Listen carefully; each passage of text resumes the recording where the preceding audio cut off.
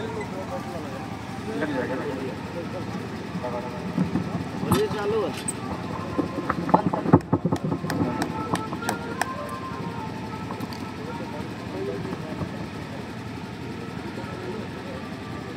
اللہ الرحمن الرحیم وبہ نستعین والصلاة والسلام علی رسولہ الکریم اما بعد اعوذ باللہ من الشیطان الرجیم بسم اللہ الرحمن الرحیم وذروا ظاہر الاسم وباطنہ صدق اللہ العظیم۔ اسٹیج پر تشریف فرما معزز و محترم علماء اکرام اور ہمارے سیاسی و سماجی مشہور شخصیت اور آپ تمام حضرات جو بہت محبت کے ساتھ یہاں پر بیٹھے ہیں اور پردہ میں بیٹھی ہوئی مائیں اور بہنیں، لمبی بات نہیں کرنی ہے، چند منٹ انشاءاللہ بات ہوگی۔ ایک ہے علم اور ایک ہے عمل۔ مسلمان اللہ کا شکر ہے کہ علم میں آگے بڑھ رہا ہے، عمل میں کم نیچے آ رہا ہے۔ حتی الامکان اس بات کی کوشش ہوتی ہے کہ عمل نہ کرنا پڑے یا کم کرنا پڑے۔ ایک بڑا اچھا لطیفہ ہوا، بڑے عالم، بڑے بزرگ، امیر شریعت سید شاہ عطا اللہ بخاری رحمت اللہ علیہ، بڑے زبردست آدمی جن کو دیکھ کر انگریز کے پسینے چھوٹ جائے، بڑے آدمی، قرآن پڑھنے لگ جائے تو غیر مسلم کھڑے ہو جائے سننے کے لیے۔ ایک نوجوان آیا کہ حضرت مولانا صاحب لوگوں کے پاس تو سب چیز کا علاج ہوتا ہے، کیا کوئی ایسی ترکیب نہیں ہے کہ روزہ رکھیں اور اس میں کھائیں بھی اور پیئے بھی لیکن روزہ نہ ٹوٹے؟ روزہ رکھیں اور اس میں کھائیں بھی اور پیئے بھی اور روزہ نہ ٹوٹے۔ عمل میں سہولت چاہ رہا ہے کہ روزہ رکھ لیں گے۔ حضرت نے کہا کہ بالکل ہے، کہا کہ ہمیں جلدی بتا دیجیے، پورے سال روزہ رکھیں گے۔ کہا کہ ایک آدمی مقرر کرو، جب اس طرح کی کوئی بدتمیزی کا سوال کرتا ہے تو جواب اسی انداز کا دیا جاتا ہے۔ کہا کہ ایک آدمی مقرر کرو جو تمہیں جوتا مارے، جوتا کھاؤ روزہ نہیں ٹوٹے گا، جوتا کھاؤ روزہ نہیں ٹوٹے گا، اور اس جوتا کھانے کی وجہ سے جو غصہ آئے اس غصہ کو پی جاؤ، پینے سے بھی روزہ نہیں ٹوٹے گا۔ آسان ترکیب ہے، کھاتے بھی رہو اور پیتے بھی رہو، روزہ نہیں ٹوٹے گا۔ مسلمان علم کے میدان میں آگے بڑھ رہا ہے، عمل میں بخیل ہو رہا ہے، کنجوس ہو رہا ہے۔ اور کہا گیا کہ جب تک یہ مسلمان عمل کے میدان پہ آگے نہیں بڑھے گا، علم سے انقلاب برپا نہیں ہو سکتا۔ ایک بہت بڑے فلسفی منطقی آدمی گزرے ہیں، بو علی سینا، جو علماء ہیں وہ جانتے ہیں، انگریز ان کی کتابوں سے، ان کے علم سے بہت فائدہ اٹھایا، بڑے آدمی تھے۔ ایک صوفی آدمی کے پاس گئے، ایک صوفی آدمی کے پاس اپنے شاگرد کو بھیجا، بزرگ آدمی کے پاس، اللہ والے کے پاس، ذرا معلوم تو کیجئے کہ بو علی سینا کے بارے میں کیا رائے رکھتے ہیں وہ شاگرد گیا، ابو علی سینا کا شاگرد، وہ تو منطقی آدمی تھے، فلسفی آدمی تھے، بزرگوں کی صحبت یافتہ نہیں تھے، علم کے پہاڑ۔ وہ شاگرد گیا کہ حضرت ابو علی سینا کے بارے میں آپ کیا رائے رکھتے ہیں؟ تو حضرت تو سمجھ گئے کہ لگتا ہے کہ پوچھوایا گیا ہے۔ کہا کہ ابو علی سینا اخلاق ندارت، ابو علی سینا اخلاق نہیں رکھتا، بااخلاق آدمی معلوم نہیں ہوتا، ورنہ کوئی اپنے شاگرد سے پوچھواتا پھرتا ہے کہ وہ کوئی کیسا آدمی ہے، گویا وہ اپنے علم اور رتبے کو جاننا چاہتا ہے۔ شاگرد نے جا کے کہہ دیا ابو علی سینا کو کہ حضرت نے تو آپ کے بارے میں یہ فرمایا کہ ابو علی سینا اخلاق ندارت، اخلاقی نہیں آتا ان کو بڑا غصہ آیا اور ایک موٹی کتاب لکھی اخلاق پر۔ کہا لکھنے کے بعد اپنے شاگرد کو کہا جاؤ جا کے بزرگ صاحب کو دے دو کہ آپ نے تو کہا تھا کہ ان کو اخلاق ہی نہیں آتا، انہوں نے یہ کتاب لکھ کے دے دی ہے۔ کتاب لے جائی گئی، جیسے ہی کتاب ان کے پاس پہنچی تو بزرگ صاحب سمجھ گئے اللہ والے آدمی، کہا کہ من نہ گفتہ بودم کے بو علی سینہ اخلاق ندانت بل گفتہ بودم کے اخلاق ندانت۔ میں نے یہ نہیں کہا تھا کہ بو علی سینہ اخلاق جانتا نہیں ہے، بلکہ یہ کہا تھا کہ وہ اخلاق مند نہیں ہے، ان جانے ہوئے اخلاق پر عمل نہیں کرتا ہے۔ جاننا اور چیز ہے اور عمل کرنا اور چیز ہے۔ اگر کم چیزوں کو ہم جان کر کے اس پر عمل کریں تو انشاءاللہ ہمارے معاشرے میں تبدیلی آئے گی۔ ایک بات تو یہ اللہ تبارک و تعالیٰ نے قرآن کریم میں فرمایا وَذَرُوا ظَاهِرَ الْإِثْمِ وَبَاطِنَهُ۔ نوجوان یہاں بیٹھے کہے لوگو، اللہ کہتے ہیں کہے لوگو ظاہری گناہ کو بھی چھوڑو اور باطنی گناہ کو بھی چھوڑو۔ ابھی رمضان کا مہینہ آ رہا ہے، ماشاءاللہ بچہ روزہ رکھنے کا ضد کرتا ہے۔ جو بچہ دن بھر میں 10 مرتبہ ماں سے پیسے مانگتا ہے، باپ سے پیسے مانگتا ہے، کبھی بسکٹ کھا رہا ہے، کبھی چاکلیٹ کھا رہا ہے باہر کی دکان سے لے کر، لیکن وہ بچہ پیسہ مانگتا تو ہے لیکن اسے پتا ہے کہ ہم روزہ کی حالت میں ہے، اب ذرا پانی کے گھونٹ بھی گلے سے اتارنا ہمارے لیے صحیح نہیں اتارتا۔ بچے کا چہرہ شام تک مرجھا جاتا لیکن چپکے سے بھی پانی کا ایک قطرہ اپنے گلے سے نہیں اتارتا، کوئی آدمی نہیں اتارتا۔ وضو کے وقت میں کوئی دیکھنے والا نہیں، وضو کر رہا ہے، پانی منہ میں ہے، گلا خشک ہے روزہ کی وجہ سے، اگر آدمی چاہے تو ایک قطرہ نیچے اتار لے، لیکن اسے پتا ہے کہ اللہ دیکھ رہا ہے، نہیں اتارتا۔ اللہ دیکھ رہا ہے۔ یہ جو اللہ کا سی سی کیمرہ ہے، اگر دماغ میں حاضر رہے کہ ہم اللہ کے سی سی کیمرہ کے نظر میں ہیں تو آدمی بہت سارے گناہوں سے بچ جاتا ہے۔ نوجوانوں، اللہ نے کہا کہ اے لوگوں ظاہری گناہ سے بھی بچو اور باطنی گناہ سے بھی بچو۔ جس طرح تم لوگوں کے سامنے گناہ کرنے سے بچتے ہو، بند کمرے میں کمبل اور لحاف چھوڑ کر موبائل کے اسکرین پر جو گناہ کرتے ہو، اللہ تم سے کہتا ہے کہ اے نوجوانوں اس گناہ سے بچو۔ لوگوں کو دکھانے کے لیے نہیں، اللہ کو راضی کرنے کے لیے، اللہ کو راضی کرنے کے لیے۔ جس طرح تم باپ سے بچ باپ کے سامنے کوئی بد تہذیبی شراب کی پھوٹ نہیں اتارتے ہو، سماج کے ذمہ داروں کے سامنے زنا کا ارتکاب نہیں کرتے ہو، سماج کے ذمہ داروں کے سامنے تم گناہوں کے ارتکاب سے بچتے ہو۔ اے نوجوانوں، تم اپنے دوستوں کے منڈلی میں کسی سناٹی جگہ پر شراب کے گھونٹ کو زبان سے نہ اتارو، حلق سے نہ اتارو۔ یہ تصور کرو کہ ہمارے پروردگار یہاں موجود ہے اور اس نے کہا ہے کہ ظاہر میں بھی گناہ سے بچو اور چھپ کر بھی گناہ سے بچو۔ ظاہری گناہ سے بھی بچنا ہے اور باطنی گناہ سے بھی بچنا ہے۔ ایسا نہیں ہے کہ اللہ بند کمرے میں موجود نہیں ہے۔ ہم جب موبائل کے اسکرین پر، لیپ ٹاپ کے اسکرین پر، اپنے کمپیوٹر سسٹم کے اسکرین پر موجود ہیں تو اللہ ہمیں نہیں دیکھ رہا۔ ایک تو یہ بات آپ کے سامنے عرض کرنی تھی۔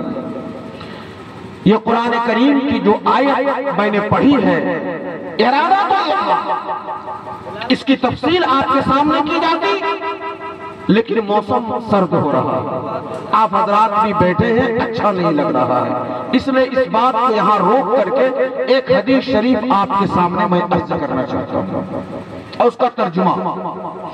اللہ کے پیغمبر صلی اللہ علیہ وسلم نے فرمایا انا زعیم ببیت فی ربض الجنہ لمن ترک المراء وان کان محقا، کہ میں گارنٹر بنتا ہوں، میں ضمانت لیتا ہوں۔ آج اگر محلے سے کسی لڑکے کو لے جائے تھانے دار، کوئی سماج کے ذمہ دار آ جائے، اس کے گارنٹی پر میں چھوڑتا ہوں، اس کی ضمانت پر میں چھوڑتا ہوں، ضامن بن جائے، اس کو بھروسہ ہو جاتا ہے، اعتماد ہو جاتا ہے۔ کون گارنٹی لے رہے ہیں؟ جناب محمد الرسول اللہ صلی اللہ علیہ وسلم۔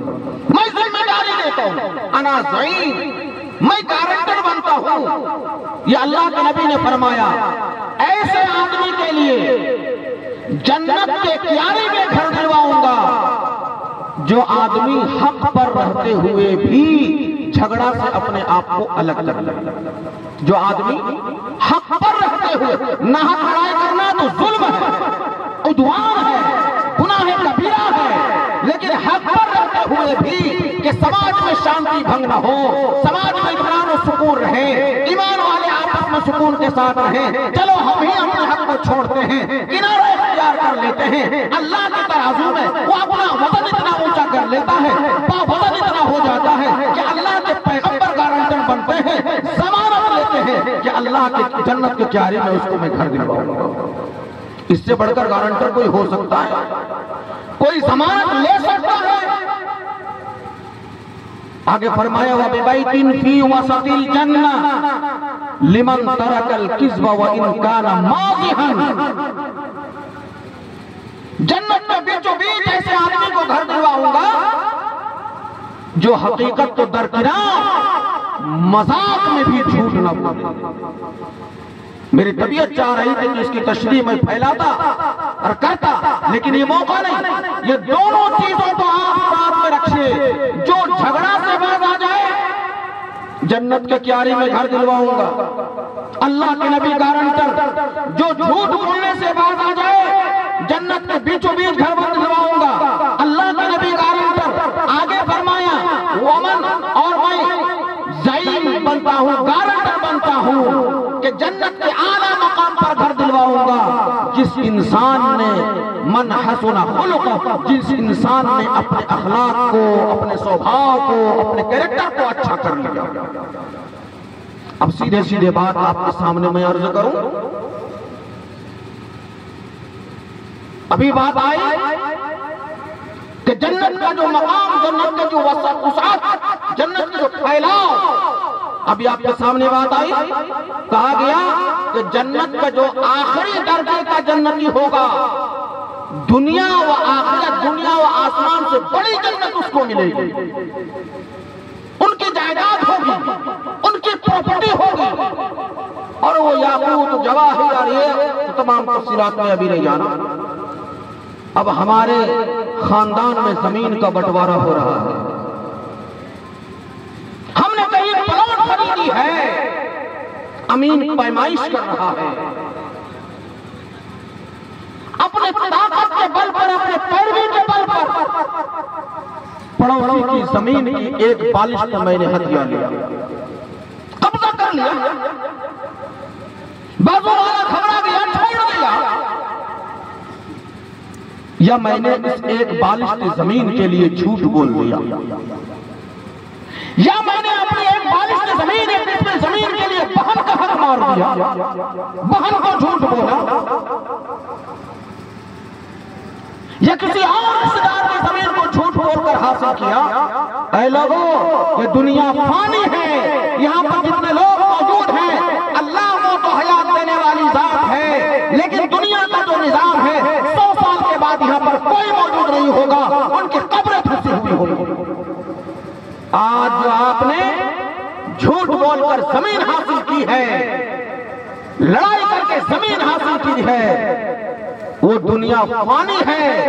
بعض کی اولادیں آپ کی جائیداد پر 23 مقدمہ کریں گی، لیکن یاد رکھنا کہ آپ نے جھوٹ بول کر اس زمین کو چھوڑ دیا، اس پلاٹ کو چھوڑ دیا جس کا گارنٹر جناب نبی پاک صلی اللہ علیہ وسلم کرے. اے بابو رکو تھوڑا سا، اے بابو تھوڑا سا، ایک منٹ رک جاؤ. اب ہمیں یہ طے کرنا ہے کہ ایک قسم زمین لڑائی کر کے یہاں بھی حاصل کی جائے، جھوٹ بول کر یہاں بھی حاصل کی جائے، یا اللہ کے نبی کا رجسٹر کردہ پلاٹ کو حاصل کیا جائے. میرے محترم بزرگ اور دوستو، ذرا غور کر لیا جائے، ذرا غور کر لیا جائے تو ہمارے درمیان جو زمین و جائیداد، مکانات کی لڑائیاں ہیں، مقدمات چل رہے ہیں. اگر رسول اکرم صلی اللہ علیہ وسلم کی بات پر یقین ہے، اللہ کے کے نبی نے کہا ہے حق پر ہو لڑائی سے بعد آ جاؤ، تم اس مکان کے لیے کیا لڑتے ہو، تم کو اللہ کی جنت میں کر دلواؤں گا، جھوٹ کیوں بولتے ہو زمین کے لیے، باپ آ جاؤ تم کو جنت کے بیچوں بیچ میں گھر دلواؤں گا، اللہ کے نبی کی پلوٹ کو لے لو یا پھر دنیا فانی کی پلوٹ کو لے لیا جائے، مسائل حل ہو جائیں گے۔ ایک بات میں اور عرض کرتا ہوں اور بڑی ذمہ داری کے ساتھ عرض کرتا ہوں، اگر کسی نے کسی کی زمین ناحق دبا لیا، علماء نے کہا کہ غصب کی ہوئی زمین پر نماز پڑھنا یہ مکمل نماز نہیں ہوتی، مکروہ نماز ہوتی ہے۔ ایسا مکان جس میں ہم نے قبضہ کیا، ناحق کسی کے زمین ہڑپا، ایسے مکان بنا لیا جس میں ہم مکمل 2 رکعت نماز ادا نہیں کر سکتے ہیں، کیا اس گھر میں سکون اور اللہ کی رحمت نازل ہو سکتی ہے؟ میرے بھائی یہ تنازعات ہمیں کہاں لے جا رہے ہیں؟ یہ دنیا کی حرص، دنیا کی لالچ ہمیں کہاں لے جا رہے ہیں؟ اتنا ہی نہیں، کسی کا کھیت ہم نے قبضہ کر لیا، طاقت کے بل پر بہنوں کو حصہ نہیں دیا، بیٹیوں کو، بھائیوں نے بیٹیوں کو، بہنوں باپ کی اولاد جو بیٹے ہیں ان کو حصہ نہیں، بہنوں کو حصہ نہیں دیا، یا باپ نے پھوپھیوں کو حصہ نہیں دیا، اس میں جو فصل اگے، دھان اگ جائے، گیہوں اگے، علماء سے مسئلہ معلوم کیجئے، کہا گیا کہ ان کی رضامندی کے بغیر اس کو استعمال کرنا بھی جائز نہیں کر سکتے۔ میرے محترم بزرگ اور دوستو، یہ رمضان کا مہینہ قریب آ رہا ہے، جو چیز کثرت کے ساتھ اس مہینے میں کرنے کی ہے وہ توبہ ہے۔ توبہ کیا جائے، توبہ سے کیا ہوتا ہے؟ اللہ سے کنیکشن مضبوط ہوتا ہے، اللہ سے رابطہ مضبوط ہوتا ہے، اور توبہ کب قبول ہے؟ توبہ کا اعتبار کب ہے؟ کہ ہمیں پتا ہے کہ کسی کا 100 روپیہ ہمارے پاس ہے، ہم نے 100 روپیہ دیا نہیں، اور کہیں کہ اللہ میری توبہ، کہ توبہ کا کوئی اعتبار نہیں۔ یہ ہمیں پتا ہے کہ کسی کی زمین ہمارے قبضے میں ہے، ہم نے طاقت کے بل پر اس کو قبضہ کیا ہوا ہے، اللہ میری توبہ، توبہ کا اعتبار نہیں ہے۔ زمین ان کے حوالے کی جائے، پیسے ان کے حوالے کیا جائے، ان کو رضامند کیا جائے، یا ان کو دیا جائے، یا ان کو خوشدلی کے ساتھ لیا جائے، اللہ میری توبہ، اللہ کہے گا میرا بندہ توبہ کر کے آیا ہے، فرشتوں اس کے اعمال کو لکھنا شروع کرو۔ توبہ آپ جانتے ہیں کہ اگر کوئی برتن میں، کسی برتن میں کوئی گندی چیز ہو اور اس میں آپ پانی کو ڈال دیں تو پورے پانی کو گندا کر دیں، یہ تو طے ہے، پانی کو خراب کر دے گی۔ سب سے پہلے اس گندگی کو صاف کرنا ہے، پھر آپ پانی رکھیں، پانی ٹھیک رہے گا۔ کوئی کھانے کی چیز رکھے، وہ چیز ٹھیک رہے گی۔ اسی طرح یہ دل بھی ایک برتن ہے، اگر اس برتن میں گندگی ہے، ہم اور طرح کی چیزیں ڈالیں تو اور چیزیں بھی گندی ہو جایا کرتی ہیں، اس لیے دل کو پہلے دل کی گندگی کو صاف کرنا ضروری ہے، اور دل کی گندگی کو صاف کرنے کا ایک ہی پاؤڈر ہے، ایک ہی صابن ہے، جس کو اللہ نے توبہ کہا۔ توبہ سے صاف ہوتا ہے، اور توبہ کب قابل قبول ہے؟ اگر انسانوں کے حق وابستہ ہے تو دیا جائے، حقوق اللہ تو اللہ سے مغفرت، اللہ سے توبہ کی جائے، اللہ معاف کرنے والی ذات ہے۔ حقوق العباد توبہ سے نہیں معاف ہوتے، بلکہ ان کو ادا کرنا پڑتا ہے، ان کو ادا کرنا پڑتا ہے۔ تو یہ دل اگر صاف ہے تو دیگر اعمال بھی صاف ظاہر ہوتے ہیں۔ دل میں گندگی ہے تو انسان کے اعضاء سے بھی گندگیاں ظاہر ہوتی ہیں۔ اسی لیے تو جناب محمد الرسول اللہ نے فرمایا کہ اے لوگوں، تمہارے دل کی جسم کے اندر ایک ٹکڑا ہے، تمہارے جسم کے اندر گوشت کا ایک لوتھڑا ہے، الا ان فی الجسد مضغہ، گوشت کا ایک لوتھڑا ہے، اذا صلحت صلح الجسد کلہ، جب وہ ٹھیک رہتا ہے تو تمہاری پوری باڈی ٹھیک رہتی ہے، جسم ٹھیک رہتا ہے، اور اگر وہ خرابی پیدا اس میں ہو جائے تو پورا جسم خراب ہو جاتا ہے۔ الا وہی القلب، اے لوگوں، اللہ کے نبی نے فرمایا کہ اے لوگوں، وہ دل ہے، وہ گوشت کا ٹکڑا دل ہے۔ اور یہ دل کے صفائی کا مہینہ ہے رمضان۔ اللہ نے فرمایا یا ایھا الذین آمنوا کتب علیکم الصیام کما کتب علی الذین من قبلکم لعلکم تتقون۔ یہ روزے تم پر فرض کیے گئے ہیں، اس سے پہلے کے لوگوں نے بھی روزہ رکھا ہے، ان پر بھی فرض کیے گئے تھے، گرچہ رمضان کا مہینہ نہیں تھا، وہ کسی اور قبیل سے کیوں یہ روزے فرض کیے گئے تھے، اب تم پر کیوں روزے فرض کیے گئے ہیں؟ لعلکم تتقون، امید کی جانی چاہیے کہ روزے کی برکت سے تمہارے دلوں میں تقوی آ جائے گا، یعنی یہ کہ تمہارا دل صاف ہو جائے گا، اللہ تبارک و تعالیٰ کے لیے، اللہ کے رضا کے لیے تمہارا دل خالی ہوگا۔ تو یہ باتیں میں نے عرض کی، گناہ کو ظاہر میں بھی، عوام میں بھی، لوگوں کے سامنے بھی گناہوں سے بچا جائے، تنہائی میں بھی، دوستی یاری میں بھی تمام چیزوں سے گناہوں سے بچنے کی کوشش کی جائے، اور ایک سماج کو لڑائی جھگڑا سے، جھوٹ سے بچانے کی کوشش کی جائے، اور اس طرح کے جو معاملات ہیں جناب نبی پاک صلی اللہ علیہ وسلم نے جو خاکہ، جو نمونہ ہمیں اور آپ کو دیا ہے، اس پر عمل کرنے، اس کو لاگو کرنے اور اس پر عمل کرنے کی کوشش کی جائے۔ اور تیسری بات جو آپ کے سامنے عرض کی گئی وہ یہ کہ رمضان کا مقدس مہینہ آ رہا ہے، رمضان کا مقدس مہینہ آ رہا ہے، اس میں سچے دل سے توبہ کرتے ہوئے حقوق ادا کیے جائیں، اگر بات کیجئے جو حقوق اللہ سے تعلق ہے، اللہ سے توبہ کی جائے اور قدم کو بڑھائیں، تاکہ رمضان کی نورانیت، رمضان کی رحمتیں، رمضان کی برکتیں، ان تمام چیزوں کے ہم اور آپ مستحق بن سکیں۔ عادت کے مطابق نہیں، روٹین ورک نہیں کہ رمضان میں سب مسجد جا رہے ہیں ہم بھی چلے جائیں، یہ عادت نہیں، یہ روٹین نہیں۔ اسی لیے اللہ کے نبی نے فرمایا من صام ایمانا و احتسابا غفر له ما تقدم من ذنبه۔